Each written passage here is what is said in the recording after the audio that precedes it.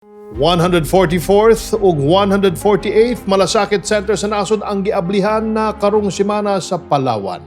Samtang gibisita sad sa atong Senador Bongo ang usa sa nag-unang Malasakit Center sa nasod nga anaa usab sa Palawan. Nanukad mismo sa Palawan. Ania si Assistant Secretary Girly Enriquez Veloso. Mayong hapon kanimo, Asek Girly. Daghang salamat, Secretary Martin, ug maayong hapon sa atong mga followers and listeners. Kapin sa usa ka buwan na lang, sa ulugo na usab nato ang Pasko.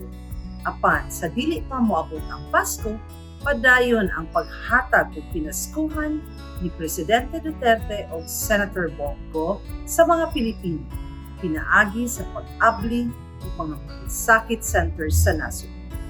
Just this week, duha ka malasakit centers ang giablihan sa Palawan.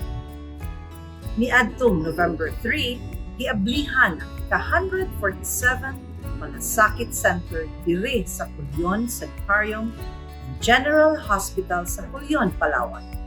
Personal kini nagitambungan ni Senator Christopher Lawrence, Kuya Bongo, kinsa atong gibanan sa pagbukas niini. Gitunol ngadto sa hospital ang unang Social Civic Projects Fund gikan sa Office of the President na 3 million pesos. Makadawat usab ang hospital laing 10 million pesos gikan sa Medical Assistance for Indigent Patients Program sa Department of Health.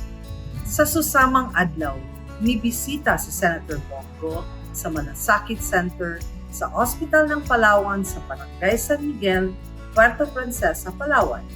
Kini ang ikalima sa mga nagunang natukod na malasakit centers sa nasod. Nagilusad nitong September 2018.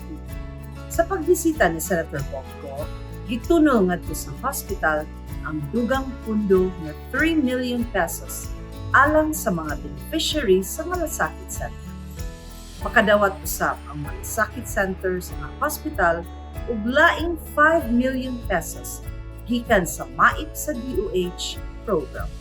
Pagka November 4, giablihan usab ang ika-148 malasakit center sa nasod. Ang mga residente sa Brooks Point in Palawan ug silingan nga dapat niini mahimo na mo avail sa malasakit center sa Southern Palawan Provincial Hospital. Ato usab nagtunol ang 3 million pesos na Social Civic Fund gikan sa Office of the President. Laing 10 million pesos ang madawat sa hospital gikan sa MAIP program sa DOH. Pagkakaroon, miabot na sa 82 ka malasakit centers ang anaa sa Luzon, 29 sa Visayas ug 37 sa Mindanao. Dugang mga malasakit centers ang padayon nga tukuron sa dili pa matapos ang tuig 2022. Kabahin kini sa ligasiya ni ibilin ni Presidente Rodrigo Roa Duterte ug ni Senator Christopher Lawrence, Kuya Bongo, nga tuyong gitukod alang sa mga pagtabang sa mga Pilipino sa panahon na sila mag-isa. Hangtod sa sunod na higayon, kini ang inyong Assistant Secretary Girly Enriquez Veloso. Maayong hapon. Isayag yun! Isayag yun! Isayag yun!